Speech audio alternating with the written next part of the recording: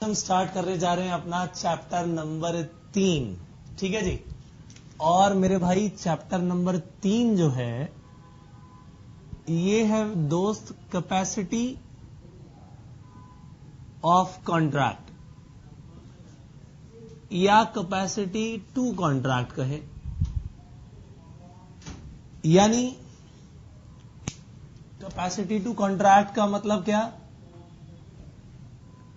कि कॉन्ट्रैक्ट करने की कैपेबिलिटी, कॉन्ट्रैक्ट करने के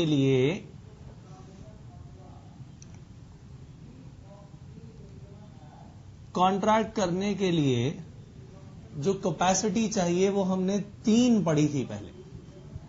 कॉन्ट्रैक्ट कौन कर पाएगा और कौन नहीं कर पाएगा, क्या ये बात हमने सीखी थी या नहीं? मेजर होना चाहिए, माइनर नहीं होना चाहिए, साउंड माइंड का पर्सन होना चाहिए, अनसाउंड माइंड का पर्सन नहीं होना चाहिए। नॉट डिस्क्वालिफाइड बाय लॉ, यानी डिस्क्वालिफाइड बाय लॉ नहीं होना चाहिए। ठीक है जी। और जो डिस्क्वालिफाइड है वो एक कॉन्ट्रैक्ट में एंटर नहीं कर पाएंगे। यानी इन सब के द्वारा किया गया कॉन्ट्रैक्ट, अगर मैं इन 3 लोगों की बात करूं, ठीक है जी, इनके द्वारा किया गया कॉन्ट्रैक्ट वैलिड होगा। ठीक है जी। ये अगर कोई काम करेंगे तो वैलिड कॉन्ट्रैक्ट बनेगा। तो मैं इसे लिख देता हूं कि भाई इन सब के द्वारा किया गया कॉन्ट्रैक्ट क्या है? वैलिड है। क्यों वैलिड है? क्योंकि इन सब में कैपेसिटी है। ठीक है, क्या है? कैपेसिटी। तो अगर मैं कह दूं कि भाई कैपेसिटी है या नहीं, तो इन सब में कैपेसिटी है, इन सब में कैपेसिटी है। अब ये सारे टिक हटा दो भाई। इन सब में कैपेसिटी टू कॉन्ट्रैक्ट नहीं है, ये वाले भी हटा देता हूं भाई अक्रॉस। तो भाई 3 पार्ट्स हमारे डिवाइड हो गए। एक वो जिनमें कॉन्ट्रैक्ट करने की कैपेसिटी है, कॉन्ट्रैक्चुअल कैपेसिटी है, एक वो जिनमें कॉन्ट्रैक्ट करने की कैपेसिटी नहीं है। और मान लिया जाए जिन लोगों में कॉन्ट्रैक्ट करने की कैपेसिटी है, उन लोगों ने अगर कॉन्ट्रैक्ट किया तो भाई ये तो बनाएंगे एक वैलिड कॉन्ट्रैक्ट। ठीक है ना? और जिन लोगों में कॉन्ट्रैक्ट करने की कैपेसिटी नहीं है, उन्होंने कुछ किया तो भाई वो कॉन्ट्रैक्ट तो बन ही नहीं सकता। बनेगा क्या? Void agreement. क्या ये बात ठीक है कि नहीं? हमने ये सब बातें पहले ही पढ़ ली हैं। जब मैंने चैप्टर नंबर 1 आपको शुरू कराया था, उसी में इन बेसिक्स को पहले ही बता दिया था। आज जो हम करने जा रहे हैं वो इसको डिटेल में करने जा रहे हैं। इस पूरे के पूरे चैप्टर की डिटेल आज हम पढ़ने वाले हैं। ठीक है। तो कैपेसिटी का मतलब मैंने पहले भी बताया था। कैपेसिटी का मतलब होता है दोस्तों कॉम्पिटेंसी। क्या होता है? कॉम्पिटेंसी। इसका मतलब जिन लोगों में कैपेसिटी नहीं है, जैसे कि minors, unsound mind, disqualified by law, ये सब लोग मेरे भाई कौन है? These people are incompetent to contract, यानी इनमें कॉम्पिटेंसी नहीं है, इसीलिए इनके द्वारा किए गए सारे के सारे एग्रीमेंट वॉइड एग्रीमेंट कहलाएंगे। ये कभी भी वैलिड कॉन्ट्रैक्ट नहीं बनेंगे। जबकि जिनमें कैपेसिटी है ये सब लोग कौन है? ये सब लोग कौन है? Competent to contract. ये तीनों लोग कौन है? ये है मेरे भाई कॉम्पिटेंट टू कॉन्ट्रैक्ट। ठीक है, और जो भी लोग कॉम्पिटेंट हैं, कॉम्पिटेंट टू कॉन्ट्रैक्ट हैं, उनके द्वारा किया गया कॉन्ट्रैक्ट पूरी तरह से वैलिड माना जाएगा। क्या ये बात समझ आई या नहीं आई? पूरी तरह से क्या माना जाएगा? वैलिड कॉन्ट्रैक्ट माना जाएगा। तो अगर कॉम्पिटेंट टू कॉन्ट्रैक्ट पर्संस हैं, ये कौन है? पर्संस। कौन है ये? Persons who are competent to contract. ये कौन है? Persons who are incompetent to contract. तो जो पर्संस कॉम्पिटेंट टू कॉन्ट्रैक्ट है, वो अगर कॉन्ट्रैक्ट करते हैं तो वैलिड कॉन्ट्रैक्ट माने जाएंगे, और अगर जो इनकॉम्पिटेंट हैं, कैपेसिटी नहीं है, उनके द्वारा किया गया एग्रीमेंट वॉइड एग्रीमेंट कहलाएगा। क्या यह बात समझ में आती है सबको? 100% करेक्ट है। जल्द से जल्द आप इसे नोट कर लीजिए दोस्तों। ठीक है,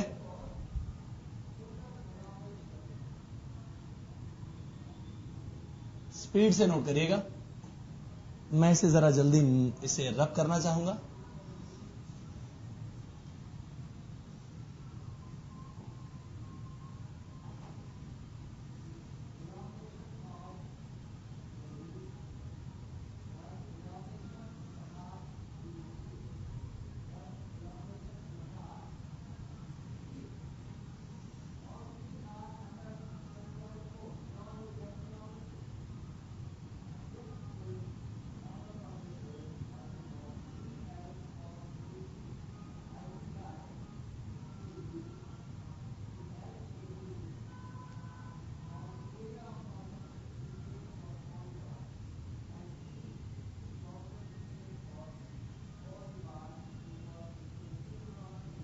चलें दोस्तों आगे, मैं इसे रब कर देता हूं। और हम सबसे पहला पॉइंट जो इसका करने वाले हैं वो क्या है? माइनर की डिटेल। और माइनर के बारे में काफी कुछ चीजें हम पहले से जानते भी हैं, मगर आज जो हम काम करेंगे, माइनर से जुड़ी हुई हर बात का डिस्कशन करेंगे, और बेहद इंपॉर्टेंट टॉपिक करने वाले हैं दोस्तों आप। इस पर क्वेश्चन एग्जाम में जरूर आता है।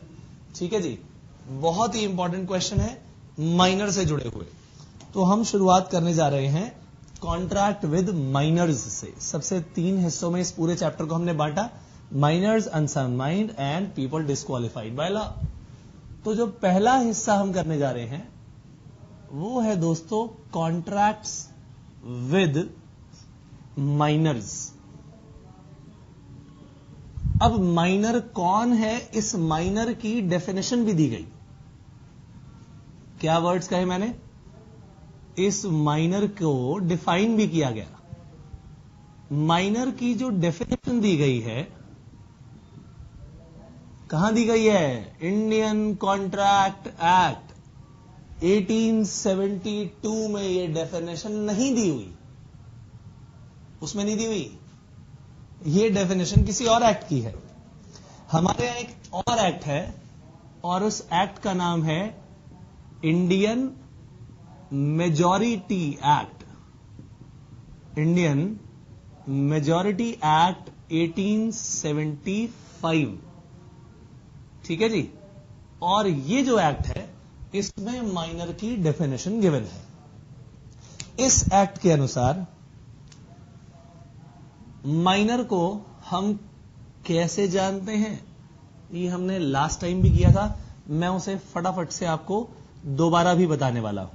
ठीक है जी, एक तो है इन जनरल माइनर की डेफिनेशन क्या है, और एक है कुछ स्पेशल केसेस में माइनर कौन माना जाता है। इन जनरल हम क्या कहेंगे? इन जनरल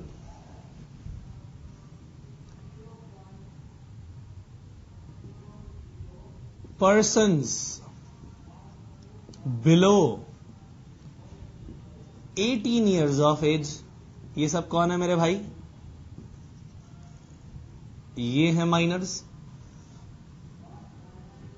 बट कुछ स्पेशल केसेस भी हैं, और यहां हम अपने इन स्पेशल केसेस में क्या बोलते हैं? Persons below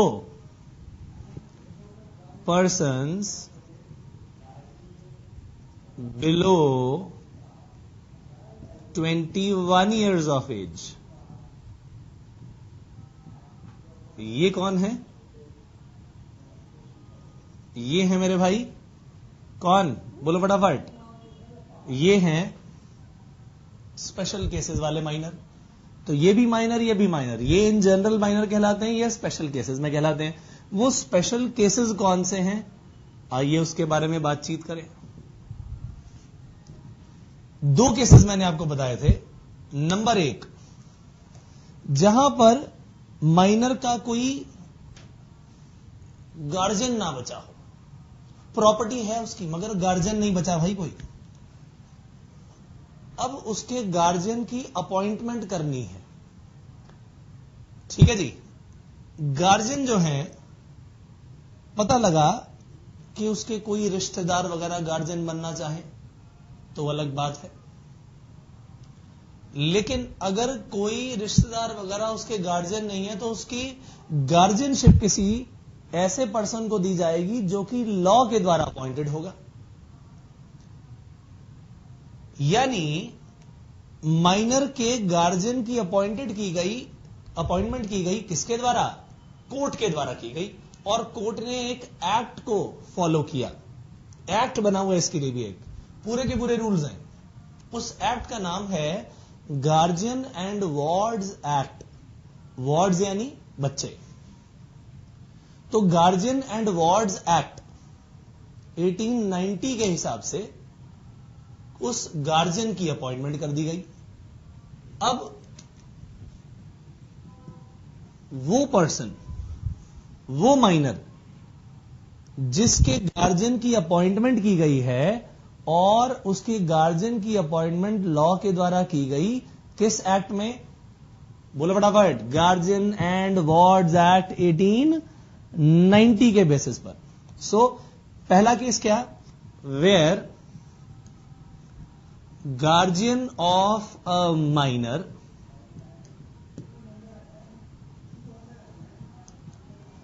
is appointed under Guardian and Wards Act 1890। तो अगर गार्जियन एंड वार्ड्स एक्ट 1890 के हिसाब से इस गार्जियन की अपॉइंटमेंट कर दी गई, तो भाई ऐसे केस में ये बच्चा जिसके गार्जियन को, जिसके लीगल गार्जियन को अपॉइंट किया गया है, वो बच्चा जब तक 21 साल का नहीं हो जाता, 21 इयर्स ऑफ एज का नहीं हो जाता, तब तक ये बच्चा मेजर नहीं होगा। यानी बिलो 21 इयर्स ऑफ एज में क्या कहलाएगा? माइनर ही कहलाएगा। इन जनरल होता तो हम उसे 18 साल क्रॉस करते ही, पहुंचते ही रादर क्या बोल देते कि मेजर हो गया। मगर यहां पर जब तक वो 21 साल का नहीं हो जाता तब तक वो मेजर नहीं कहलाएगा। बिल्कुल एक ऐसा ही केस जहां पर माइनर की प्रॉपर्टी तो है, उसका कोई लीगल गार्जियन नहीं मिला, बनाने की जरूरत पड़ी कि भाई कोई गार्जियन आ गया, ठीक है, मगर गार्जियन है ही नहीं, कोई गार्जियन की अपॉइंटमेंट नहीं हो रही इस पर्टिकुलर केस की तरह। उस केस में क्या हुआ? उसकी सारी की सारी प्रॉपर्टी, इतनी सारी प्रॉपर्टी है, लॉ ने सोचा भाई ये सारी प्रॉपर्टी अगर किसी और के हाथ आई और उसको हमने दे भी दी तो हो सकता है वो केयर ना कर पाए। तो इस पॉइंट में क्या किया गया? उसकी पूरी की पूरी प्रॉपर्टी को कोर्ट ऑफ वार्ड्स ने, यानी बच्चों की अदालत में, ने क्या किया? उन्होंने उसको अपनी सुपरिंटेंडेंस में ले लिया कि जब तक ये बच्चा मेजर नहीं हो जाता तब तक इसकी प्रॉपर्टी की देखभाल हम करेंगे। और उसकी सरकार ने जिम्मेदारी उठा ली कि हां जी हां, जब ये बच्चा मेजर हो जाएगा तो सारी इसकी प्रॉपर्टी हम इसे दे देंगे। यानी तो सुपरिंटेंडेंस जो थी प्रॉपर्टी की वो किसके पास चली गई? सुपरिंटेंडेंस चली गई कोर्ट के पास, वेयर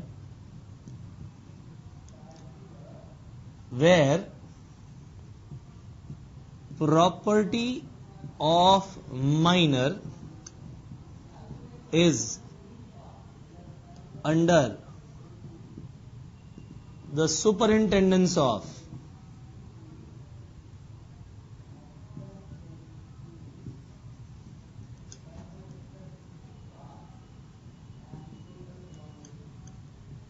कोर्ट ऑफ वार्ड्स।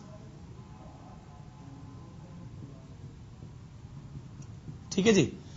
तो ये हो गया हमारा माइनर के कॉन्ट्रैक्ट का काम। आप इसे नोट करिए, फिर हम बात करते हैं।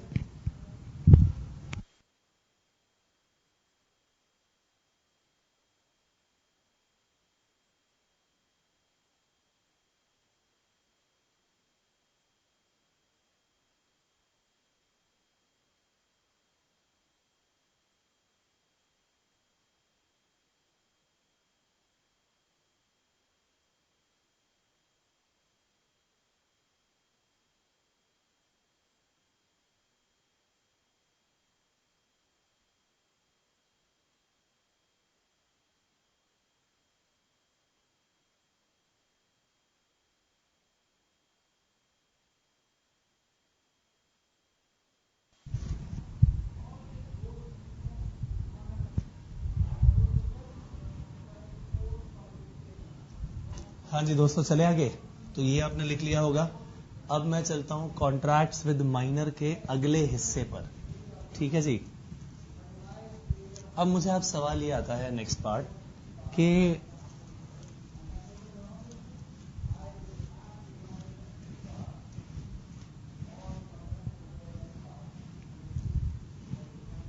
हमारे माइनर के अगले हिस्से में क्या लिखा है। ध्यान रखिए, नेचर एंड इफेक्ट्स अब हम करने जा रहे हैं कि कॉन्ट्रैक्ट विद माइनर्स का एग्रीमेंट जितने भी होते हैं, इन माइनर से अगर आप एग्रीमेंट्स करोगे तो इनका इफेक्ट क्या होता है। ठीक है जी। क्या करने जा रहे हैं? नेचर एंड इफेक्ट्स ऑफ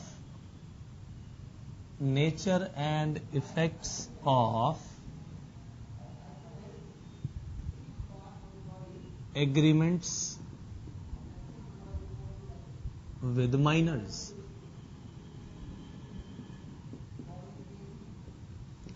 यानी अगर आपने माइनर्स के साथ एग्रीमेंट किया तो भाई उसका क्या हाल होने वाला है, हम ये चीज जानने वाले हैं। अब सवाल ये आता है कि भाई माइनर से किया गया एग्रीमेंट, उसका इफेक्ट क्या होने वाला है। आइए इसका डिस्कशन करना शुरू करें। शुरुआत मैं करूंगा हमेशा की तरह एग्जाम्पल के साथ। ठीक है जी। तो एक थे हमारे प्यारे अंकल जी। ठीक है जी। तो एक माइनर था, वो उनके पास गया। किनके पास? अंकल जी के पास। अंकल से कहा, अंकल आप मेरी साइकिल खरीदोगे? ये रही मेरी साइकिल। तो भाई उसने अपनी साइकिल दिखाई और अंकल जी ने कहा, भाई ये साइकिल तो जो है बहुत ही बढ़िया लग रही है, इसकी साइकिल। ठीक है। अब अंकल जी ने सोचा, भाई ये तो साइकिल काम की लग रही है, क्यों ना ये साइकिल ले ली जाए। उन्होंने कहा, भाई ऐसा है, ये बताओ कि साइकिल कितने में बेचोगे?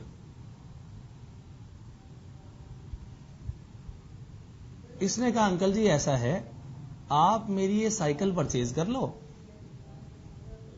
और मुझे 1000 रुपए दे दो। अंकल जी ने कहा, भैया ठीक है, तो साइकिल तो महंगी लग रही है भाई, 1000 रुपए में मिल रही है, ले लो। अंकल जी ने 1000 रुपए दे दिए और माइनर ने अपनी साइकिल किसको दे दी? अंकल जी को दे दी।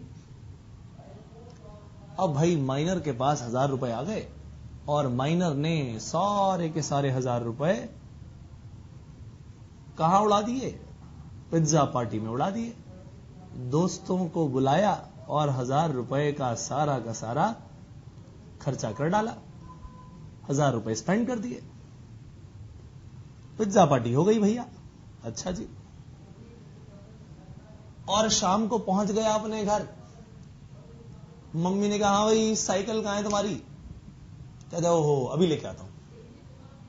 पहुंच गया किसके पास? अंकल जी के पास। अंकल जी मेरी साइकिल वापस करो। अंकल कहते क्या बात कर रहा है भाई, तुम्हारी साइकिल के मैंने 1000 रुपए कैश दिए थे, भागो यहां से अब। अंकल के से माइनर कहने लगा जी मुझे अपनी साइकिल वापस चाहिए, मैं कुछ नहीं जानता।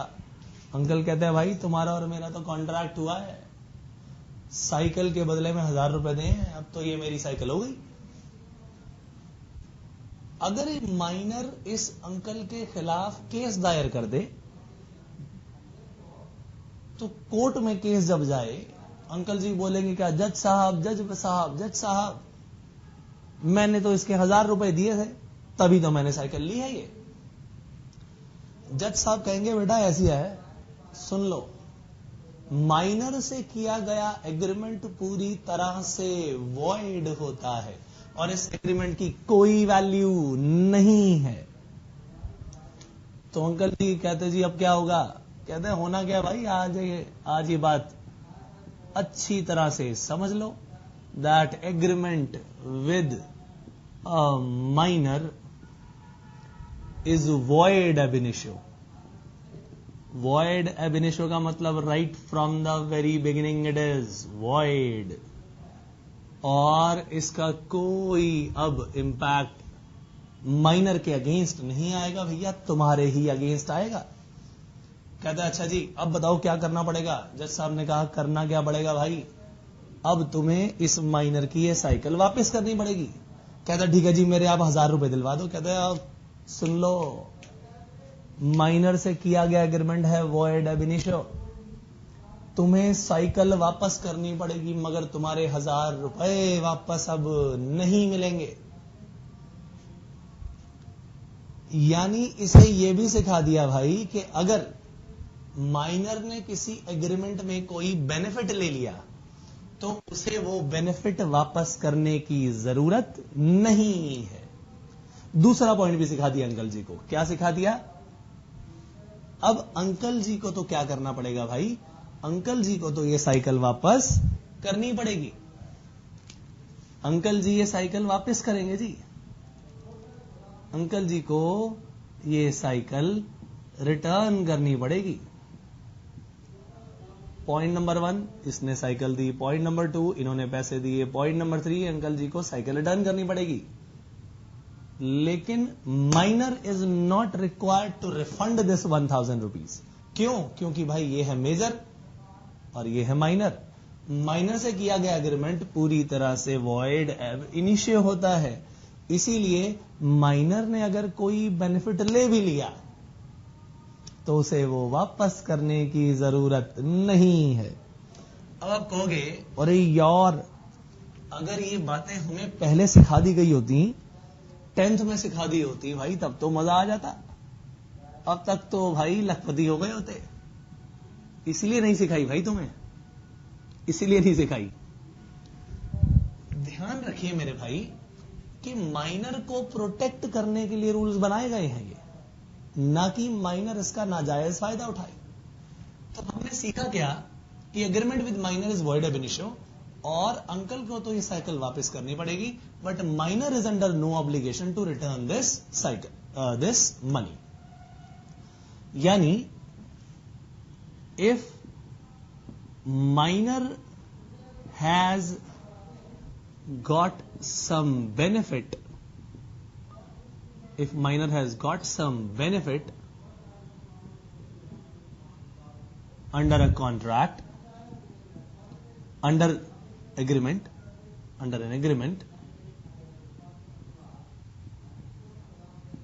then he is not required to refund the same.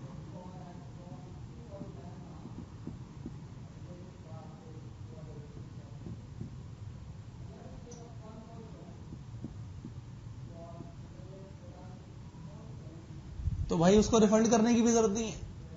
यानी भाई माइनर की तो पार्टी हो गई, 1000 रुपए में देने की जरूरत ही नहीं पड़ी, साइकिल भी वापस मिल गई। तो ये है नुकसान किसी माइनर के साथ एग्रीमेंट करने के। सुन लो क्यों? क्योंकि भाई उनके साथ किया गया एग्रीमेंट पूरी तरह वॉइड एब इनिशियो होता है। और ये जो रिफंड करने का, he is not required to refund the same, not required to refund the same. इसका मतलब यह हुआ कि ये जो रूल होता है, मैं आपको इसे बता देता हूं, ये रूल क्या कहलाता है, इसे यहां लिख देते हैं, रिफंड द सेम, यानी उसे रिफंड करने की जरूरत नहीं है, यानी रिस्टोर करने की जरूरत नहीं है। ठीक है, मैं इसको दूसरे शब्दों में लिख रहा हूं, minor is not required to restore ₹1000। ये है हमारे एग्जाम्पल के हिसाब से, ये है हमारे एग्जाम्पल के हिसाब से, minor is not required to restore. इसका मतलब जो सेकंड पॉइंट हमने पढ़ा है वो क्या बताता है, ध्यान से सुनिएगा, ये इसकी हेडिंग लिखने जा रहा हूं मैं सेकंड पॉइंट की, रूल ऑफ रीस्टोरेशन। हां जी, ये मेरा सेकंड पॉइंट समझ लीजिए आप। और इसका मतलब क्या है, rule of restoration of property does not apply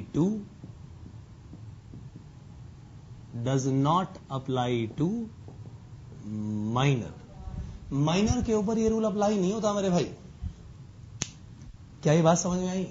so rule of restoration of property does not apply to minors. और rule of restoration of property का एक और नाम है, वो भी याद कर लेते आइए।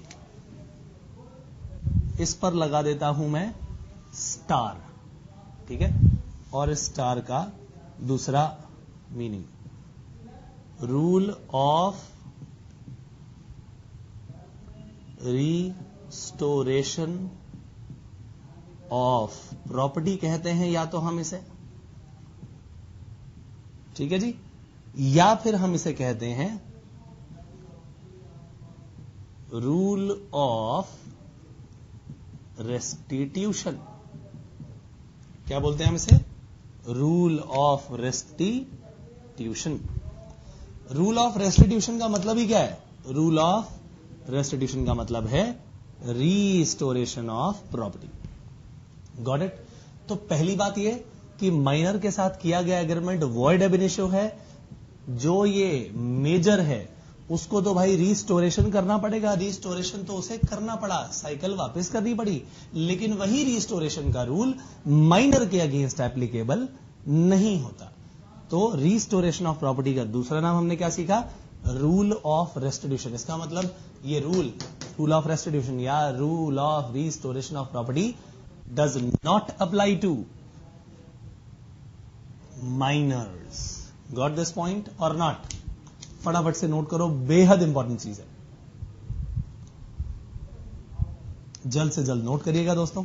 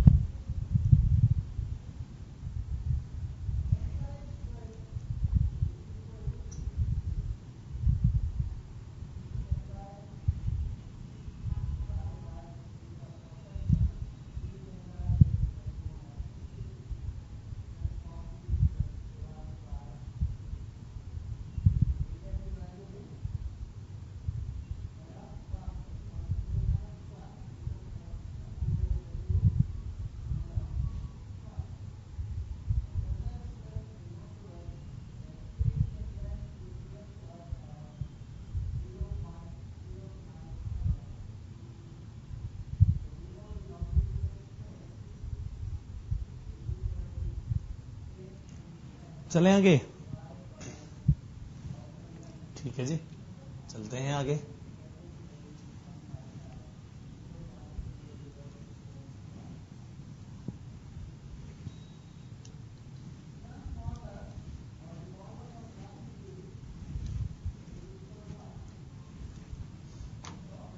अच्छा, मान लिया जाए कि ये जो माइनर है ना, माइनर के इस जबरदस्त कारनामे से अंकल जी के दिमाग में जो है एक चीज आ गई, अरे भाई नहीं, आज के बाद मैं माइनर से एग्रीमेंट नहीं करूंगा।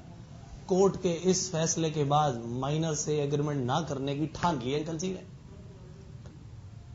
एक दिन शॉप पर बैठे हुए थे, फिर एक माइनर आ गया, और जी अंकल जी क्या हाल है? कहता भाई हाल चाल बढ़िया, बस निकल लो। कहता जी क्यों? कह रहे तुम माइनर हो ना, माइनर से बात नहीं करता अब मैं। बेचारा परेशान हो गया। कहता जी बात क्यों नहीं करते? कहता जी माइनर से एग्रीमेंट करके बड़ा लॉस हुआ। कहता अच्छा। कहता तुम क्यों आए हो? कहता जी बस पूछने आया हूं, क्या मेरी साइकिल खरीदोगे? कहता जी भाग जाओ यहां से, बिल्कुल साइकिल की बात मत करना, ऊपर से तुम माइनर हो। तो कहता है अंकल कैसी बातें कर रहे हो, मैं माइनर वाइनर नहीं हूं, ये देखो मेरा लाइसेंस देख लो। झूठा लाइसेंस निकाल के दे दिया उसने, फेक लाइसेंस बना दिया, प्रूफ दे दिया। कहते अच्छा अब बोलो तुम मेजर लगते हो। तो भाई उस माइनर ने अपने आप को फ्रॉड्यूलेंटली रिप्रेजेंट कर दिया एज मेजर।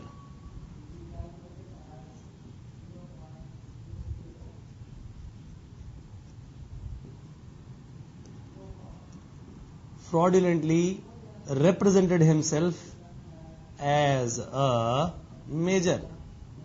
उसने कहा ठीक है भाई अब तुम बताओ। कहता जी क्या आप मेरी साइकिल खरीदोगे? अब मैं ये माइनर जो है अंकल से जब कहने लगा, अब अंकल ने कहा ठीक है जी दिखाओ अपनी साइकिल। माइनर ने अपनी साइकिल दिखाई, अंकल जी का दिल खुश हो गया, भैया ये तो बहुत बढ़िया साइकिल है। अंकल ने कहा ठीक है ये लो भाई 1000 रुपए देकर उसकी साइकिल परचेज कर ली। और माइनर का तो काम ही क्या है, तुम्हें मालूम है, पैसे मिलते ही उसने कहां जाना है भाई? पिज्जा पार्टी करने। ठीक बात है कि नहीं? तो भैया माइनर गया और माइनर ने वो सारे के सारे 1000 रुपए की कर ली क्या? Pizza party. अब पैसे हो गए खर्च। माइनर फिर से पहुंचा घर में, फिर वही सवाल, कहा है भैया साइकिल तुम्हारी? उसने कहा मम्मा अभी लेके आता हूं। फिर पहुंच गया अंकल जी के पास, अंकल जी लाओ जी मेरी साइकिल वापस करो। कहता है भैया अब तो मैंने तुम्हारे लाइसेंस की फोटोकॉपी रखी हुई है। कहता है जी ये तो फेक है, झूठा है। अब अंकल ने कहा अब नहीं छोड़ूंगा मैं तुझे बेटा, अब तो तू केस फाइल कर या कुछ भी कर। तो जज साहब ने कहा भाई हुआ क्या? कहता है जी माइनर कि जी मैंने इनको साइकिल बेची, 1000 रुपए में दी, मैं माइनर हूं और मैंने वो सारे पैसे कहां खर्च कर दिए?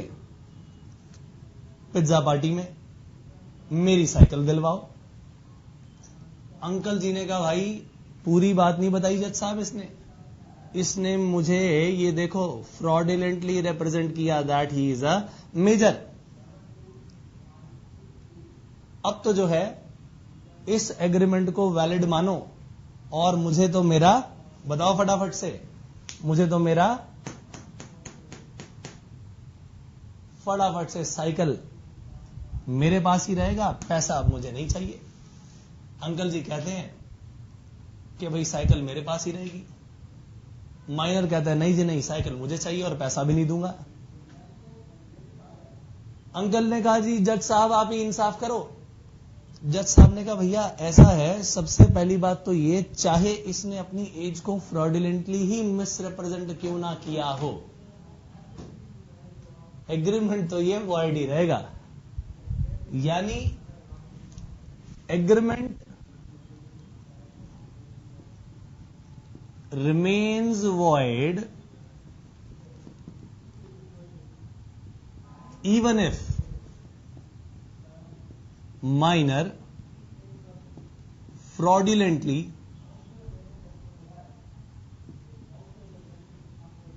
represents his age, यानी अगर उसने अपनी एज फ्रॉडुलेंटली भी रिप्रेजेंट की तब भी क्या होगा, तब भी ये एग्रीमेंट पूरी तरह वॉइड रहेगा, इट रिमेन्स वॉइड।